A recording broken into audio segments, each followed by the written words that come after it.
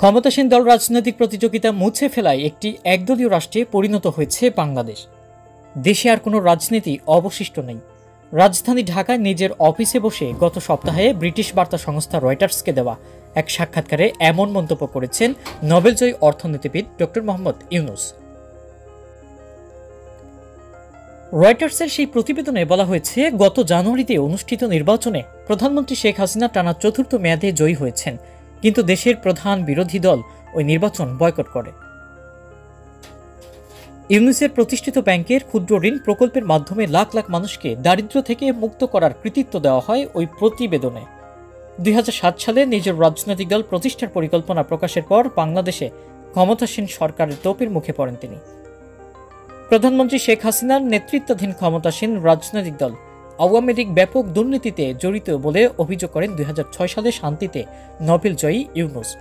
তিনি বলেন, বাংলাদেশ প্রকৃত রাজনৈতিক বিরোধীদের ঘাটতি রয়েছে।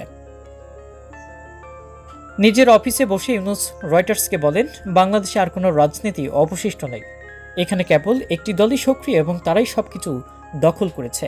তারা সবকিছু করেছে, তাদের পথেই নির্বাচন করছে। তিনি আরো বলেন, তারা নিজেদের লোকদের বিভিন্ন রূপে নির্বাচিত করছে, উপযুক্ত প্রার্থী, ডামি প্রার্থী, স্বতন্ত্র প্রার্থী, আর এসবই একই দলের। ওই মন্তব্যের জবাবে বাংলাদেশের আইনমন্ত্রী আনিসুল হক বলেন, তিনি ইউনূসের মন্তব্যের বিষয়ে পুরোপুরি একমত নন।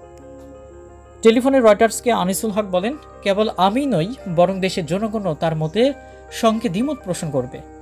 ডক্টর মোহাম্মদ ইউনূসের এই মন্তব্যকে দেশের জনগণের জন্য অপমানজনক বলে অভিহিত করেছেন আইনমন্ত্রী। তিনি বলেন, এই দেশে গণতন্ত্র পুরোপুরি সচল রয়েছে।